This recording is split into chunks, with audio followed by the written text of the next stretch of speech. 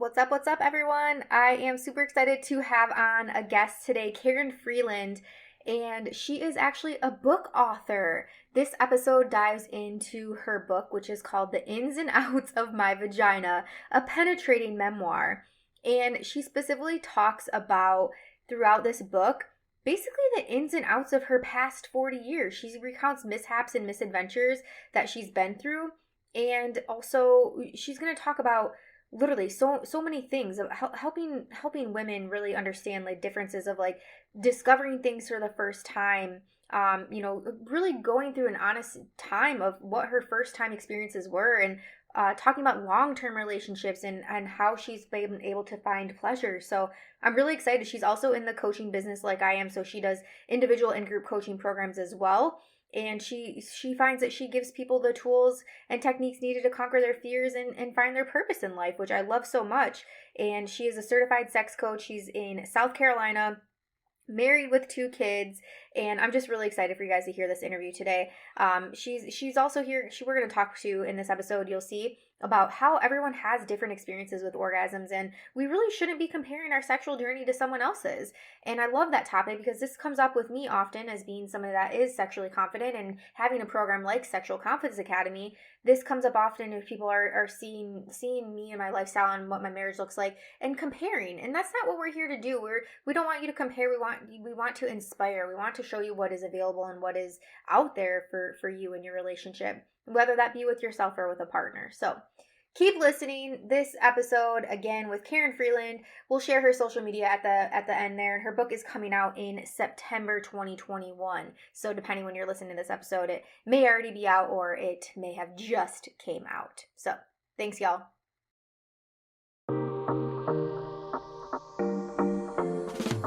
Welcome to the Owning Your Sexual Self podcast. I'm your host, Rachel Main, awesome wife and dog mom for life. I'm a sex therapist turned sex coach, and I run a successful business selling relationship enhancement products.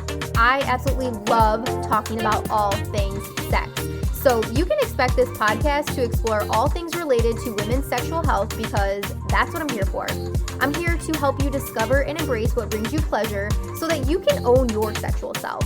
If that sounds good to you, then keep listening and let's fucking do this. I love when I can connect with people in this field because, again, you can talk about those things about sex, and I can use the word orgasm and penis and vulva and stuff, and it's like totally normal. Right. It's not taboo at all. It's been so funny because as I've been promoting my book, I keep posting things on LinkedIn just to like let people know that it's available and about the event coming up in Greenville, and like so many people will not touch it. Like they will not like it. They won't comment. But I get DMs for days. Yes. So they have no problem. Like they want the content. They want to see it. They want to consume it. They want to buy the book, but they don't want anyone to know that they want the book. Yeah. And do you find that that's like that? Because you're from the South. I'm more Midwest, but do you find that is that a more of like a local vibe, or do you find that that's pretty much across the states people are feeling that way? Well, here's the thing. I just moved to Greenville, South Carolina in April of this year. So I was born and raised upstate New York, lived in New York City for many years, was in suburban New Jersey for many years before we made the leap. And most of my network on LinkedIn are people from New York and New Jersey, and they're the ones that won't touch it. So it's really interesting. Like I've had so many Christian women down here come up to me and be like, I want to come to your event. Like, I'm coming. Like, I'm going to be there. I'm getting your book. And I was actually really nervous when we moved that because it's kind of the Bible Belt, but nobody was going to want the book just because of the title alone. Yeah. And that's not the case at all. So I've been really pleasantly surprised with how open women have been.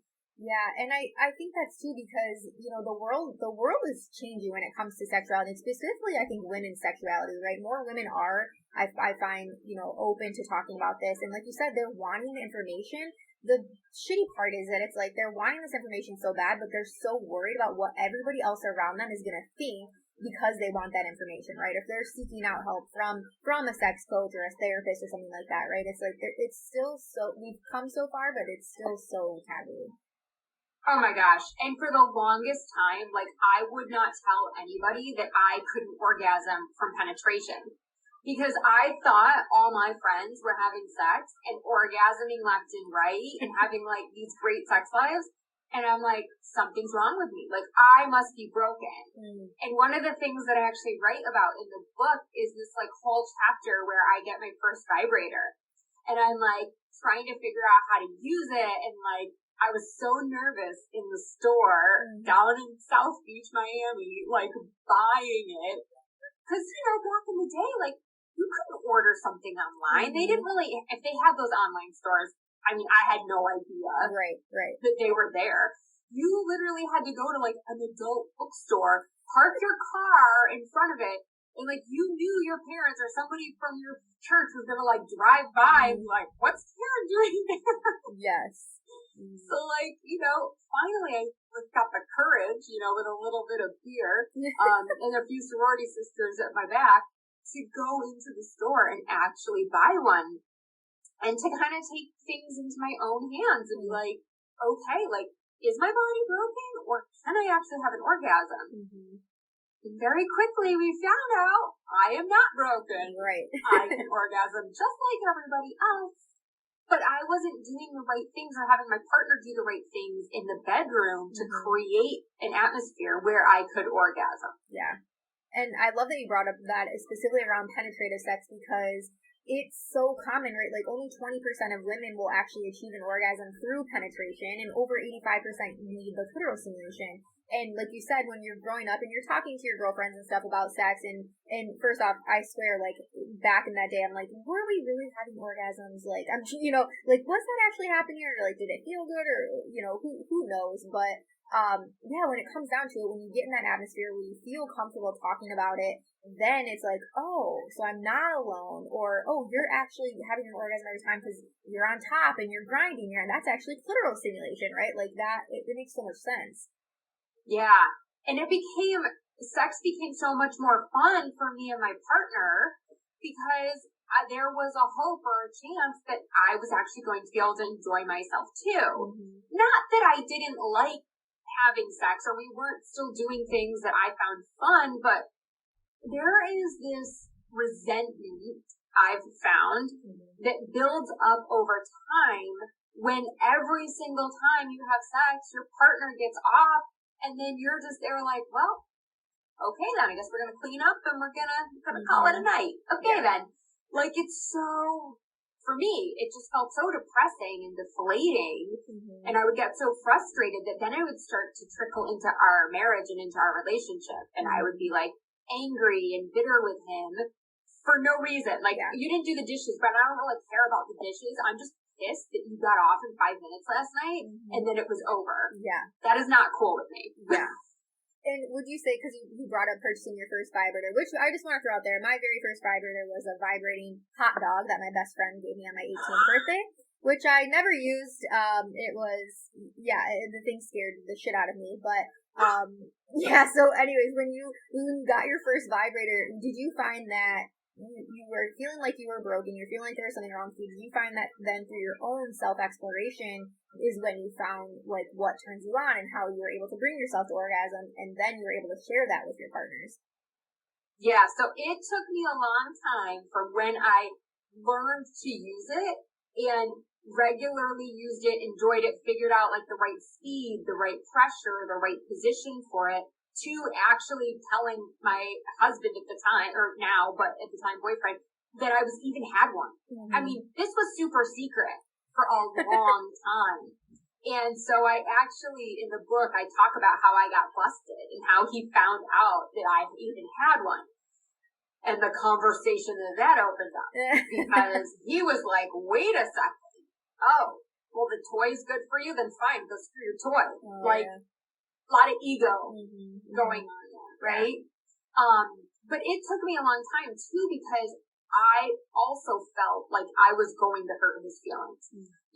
How is he going to feel when he sees me get off in 3 minutes flat? And he's been sitting there for 45 minutes with his head between my legs trying to figure out what the freak to do. And I'm like, fiddling my thumbs, like, you can come up now, buddy. It ain't going to happen. And he tried so hard. It was such a valiant effort. And I appreciate it. But it was just like, this isn't going to work. And so finally, I would say in the last maybe 10 years-ish, like we've really been, and I'm 40 just for context, right? We started dating at 19. So like, it took us a good 10 years into our relationship to really start to get to a point where we're comfortable. Yeah. And what made you write this book? So you've been with your husband now. That's a long time. What made you write this book, and why now did you decide to write this book?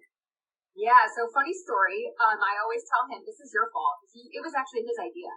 So I was pregnant with my first son, and I went to the OBGYN, and apparently, I don't know if anyone else has heard of this, but there is this practice where you take olive oil and you rub it on your vulva to try to stretch the skin and make it more supple so that when the baby pushes through, you won't tear. Mm-hmm.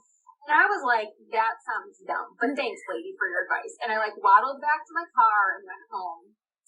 And then on Friday night, I got bored and I figured I'd give it a try. And so while I'm in the bathroom, I mean, olive oil's going everywhere. I can't get my fingers in the right position to do this like pendulum move that she showed me.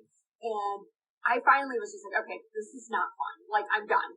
I just hope like maybe small heads or loose vaginas run in the family. I don't know, but like, Godspeed, because I'm not doing this. So my husband came home and he was like, what the hell happened in the bathroom? Because I was like winded after it all, because I'm like 8 months pregnant or whatever, and I just gave up and like left the mess.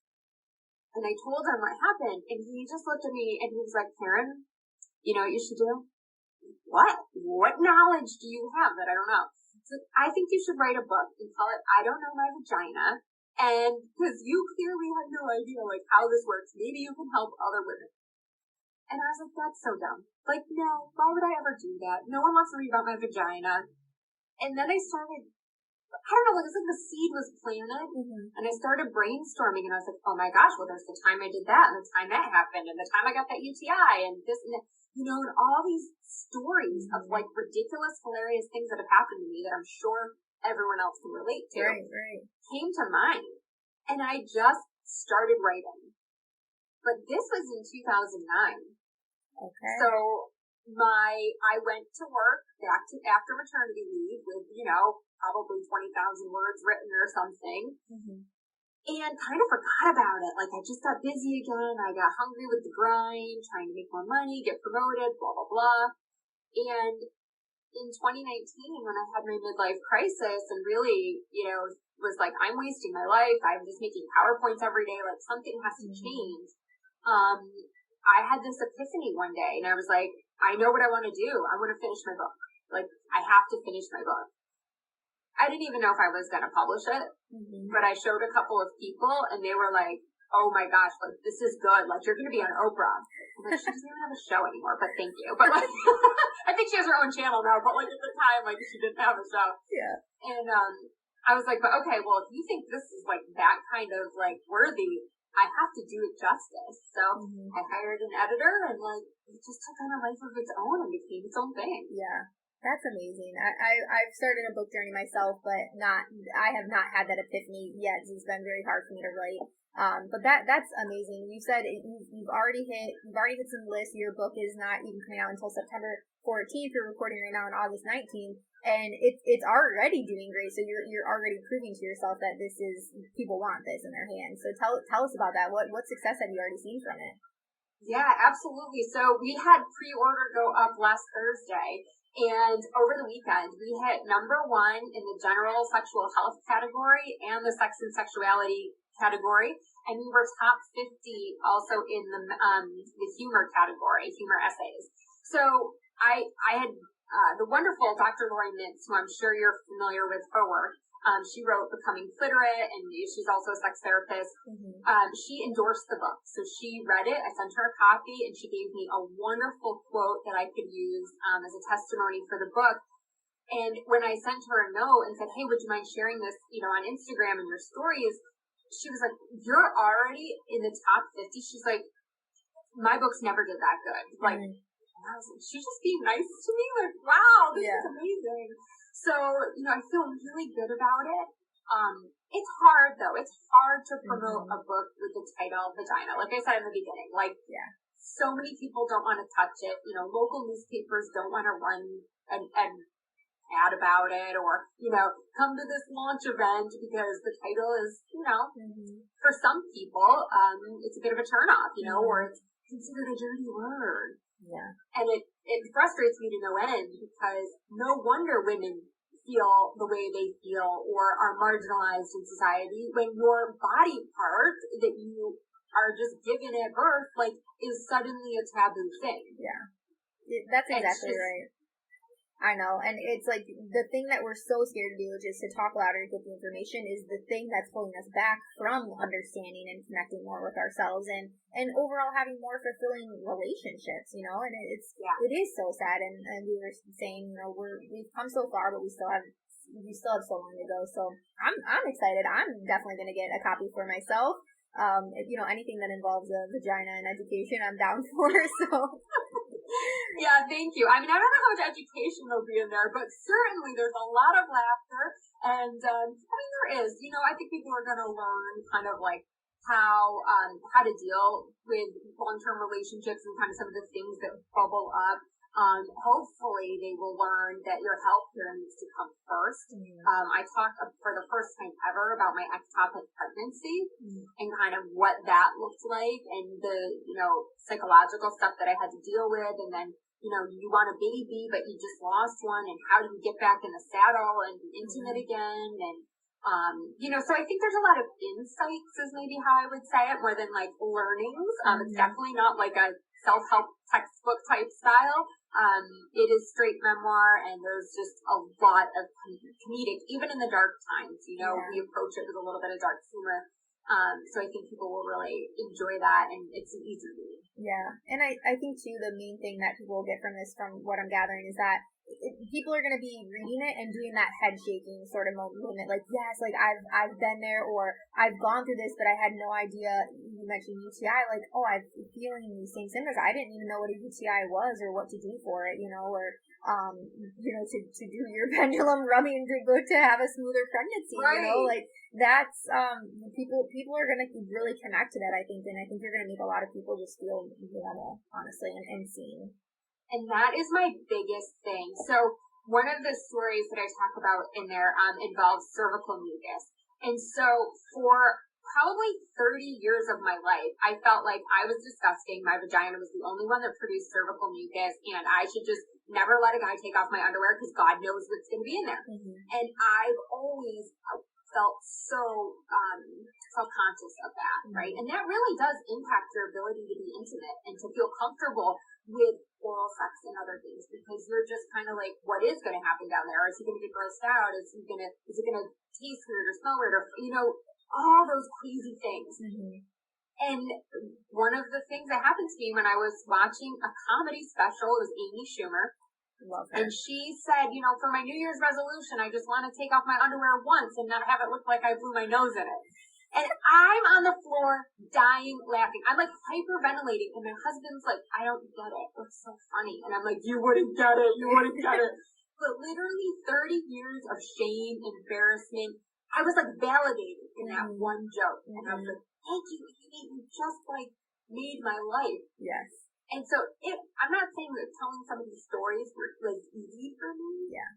But I'm like, if I'm going through this, I can't be the only one, Yeah. And if we can, as you say, normalize these conversations and make us feel like, oh, I'm not alone. This isn't just me.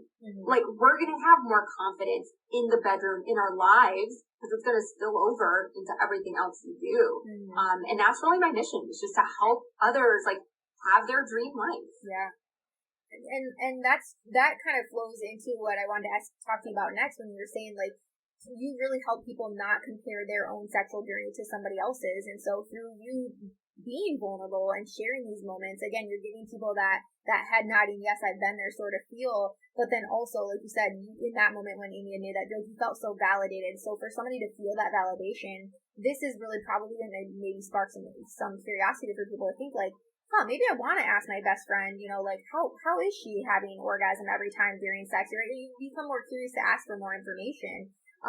So how has that benefited you, would you say, in your sexual journey of when you stopped comparing to other people? Well, it's just so freeing, right?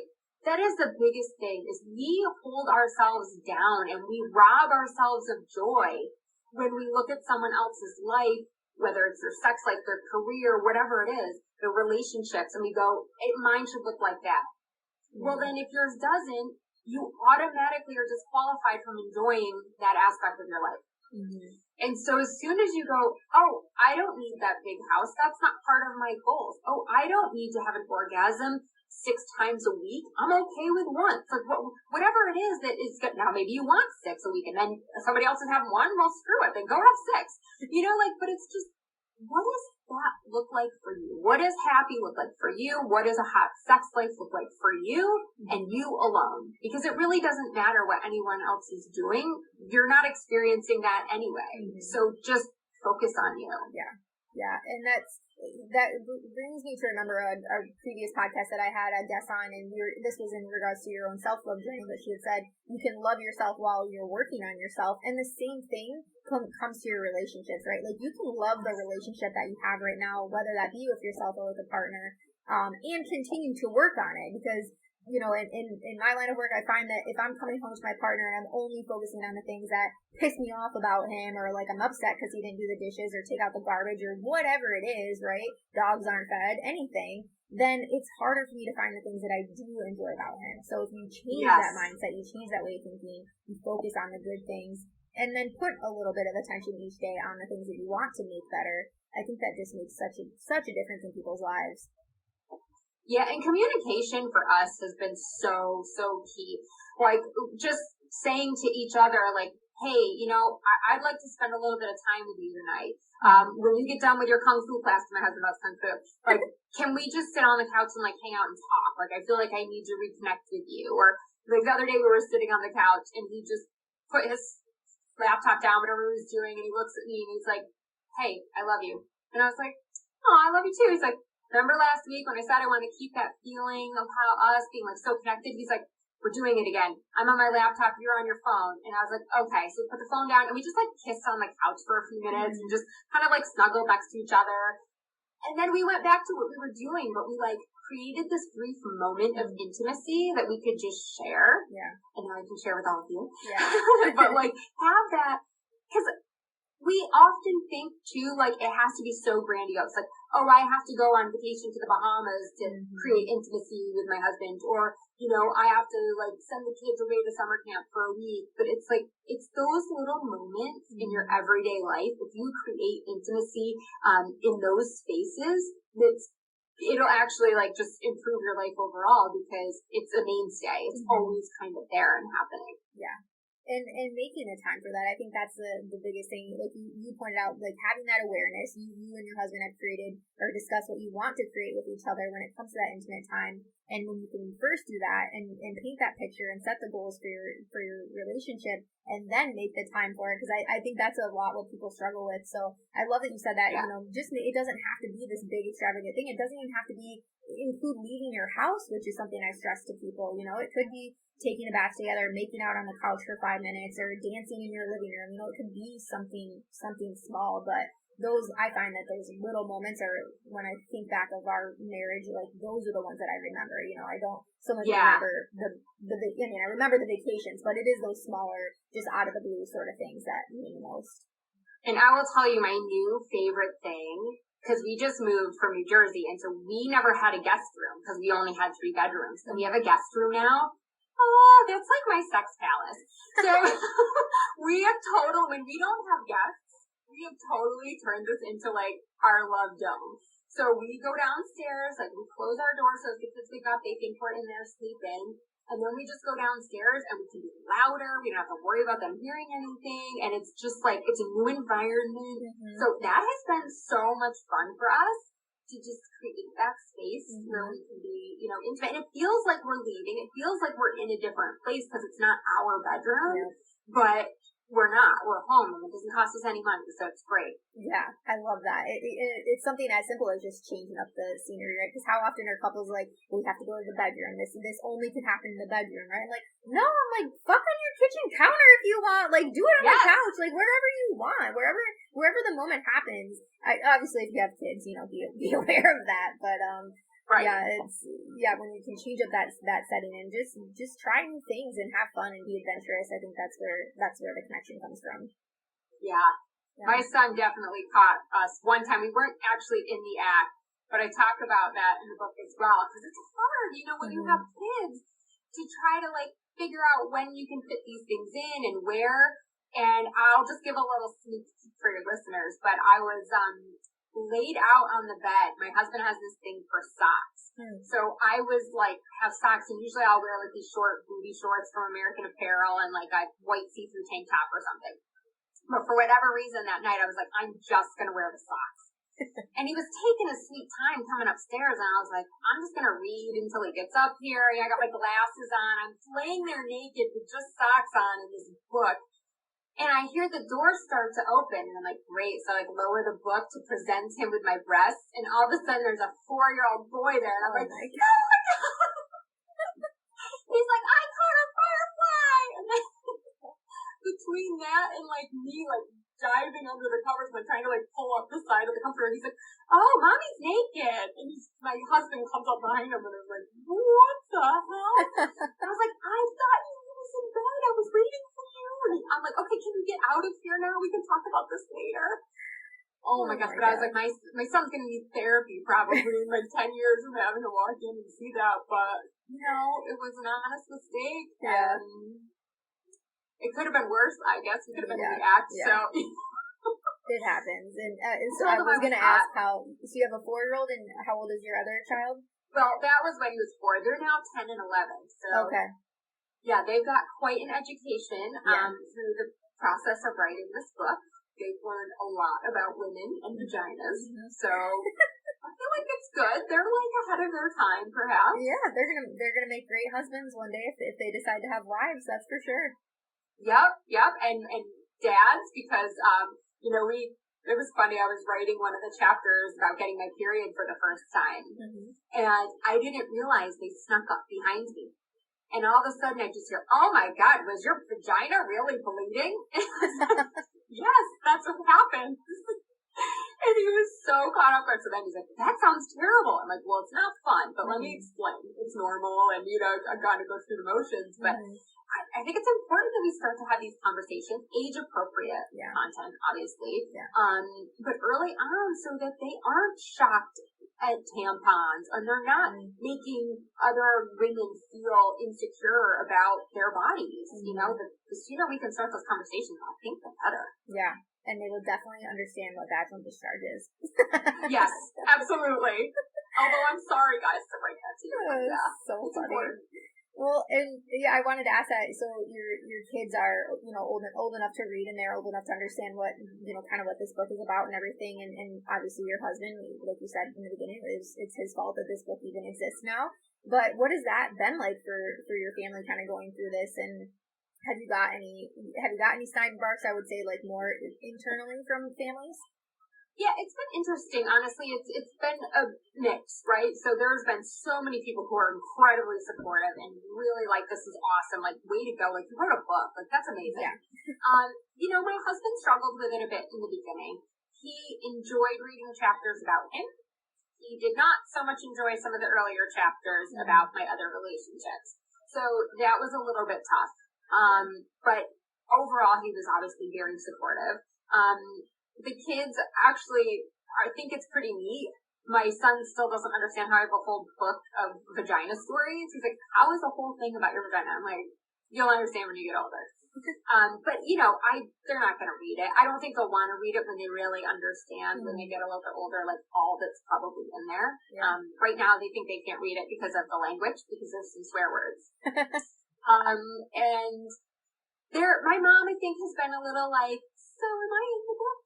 I'm like, well, not in that sense. I'm like, but yes, I mean, there are certain scenes that take place as a kid where I come home and I'm guilty and I'm worried that they're going to know what I was doing. So, they're in it from that perspective. But I think, from just looking at it going, oh wow, you wrote a book, like I think they're very proud. I'm sure they would have rather I wrote a book about something else. But, what are you gonna do? Yeah, listen, when the universe sends you signals, you just gotta listen, you have to act on it, because it's meant to be. I truly believe that, for sure.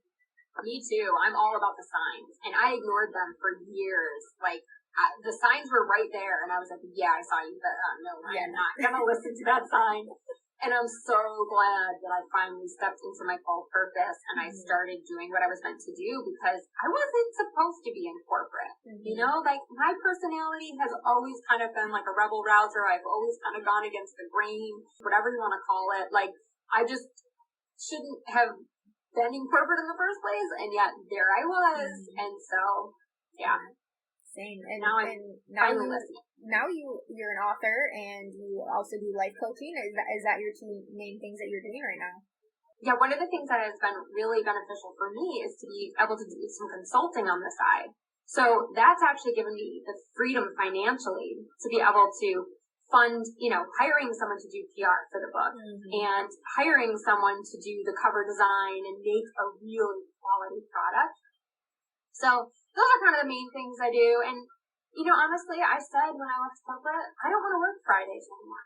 Like, I want to work to live instead of living to work, which is what I did for so many years. And so, I really tried to kill that workaholic inside of me and say, look, Friday is your day. That's your day if you want to go to the spa, if you want to go work out, if you want to hang out and, watch movies on the couch, fine. Or, if there's something else that you want to do with the kids, take them somewhere, whatever. Spend time with your husband. Like, that is your day off during the week. And then we have a 3-day weekend, which has been really nice. Yeah. It's amazing being your own boss and kind of being in charge of what your life looks like on a day-to-day basis. Especially being a mom and a wife too. I'm sure that they are loving that, having more time with you. Well, and the thing too, like, just bringing it back to the sexual aspect, is like, he has a very physical job. He's an electrician, so he is tired a lot of times at night. So it's great to be like, hey, Friday morning, Friday afternoon, like, we can fit it in whenever we need to. And, like, I don't have to worry about conference calls or ask someone for permission to, like, go home or whatever. It's just like, oh no, we can just fit this in whenever we want to fit it in. And so that creates a little bit more spontaneity also in the relationship, because it's not just like, okay, we go to work, we come home, we eat dinner, we get the kids ready for bed, we have sex. And it's like so predictable, So that's been fun too. Yeah. Gosh, this has been so good. I'm very excited to, like I said, get my own copy of your book, and I would love for you to share if somebody's wanting to grab it, where can they find it, and also how, if somebody was wanting to reach out to you or follow you through social media, tell us all the things. Okay, sure. So you can go to theinsandoutsofmyvagina.com and check out the book. There's a free snippet on there if you want to download and check it out. Or you can go right to barnesandnoble.com or amazon.com and pre-order it today. Like I said, it's going to come out on the 14th, mostly digitally. There will also be an ebook that will be launched at the same time. But there will be a couple of local stores in Greenville, South Carolina that will carry the book physically in store, which is exciting. Yes. And then you can also follow me on Instagram at Karin Freeland. My life coaching page on Facebook is Karin Freeland Life Coaching. And you can go to KarinFreeland.com and check out all things me, life coaching, the book, everything. It'll get you all the info that you need. Perfect. And I'll make sure to link all of that in the show notes as well, so that people can just click and go and easily find you, because like I said, this interview has been so good, and I know people are going to be as excited as I am to check this out. Thank you. I appreciate the opportunity to share it with your audience. I think they're going to love it too. Yes. Thank you again so much. Yeah.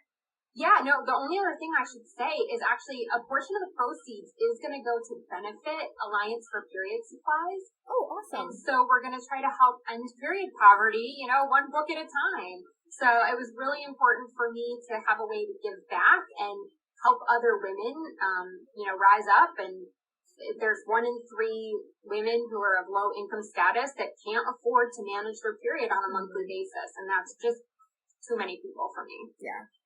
All right. Thank you again, Karin. This has been so amazing. I appreciate you coming on the podcast. You're welcome. Thanks for having me. thank you so much for listening to today's episode. If you loved it, be sure to subscribe so you never miss a thing. And if you loved it so fucking much, be sure to leave a 5-star review. I'll see you next week, and until then, keep owning your sexual self.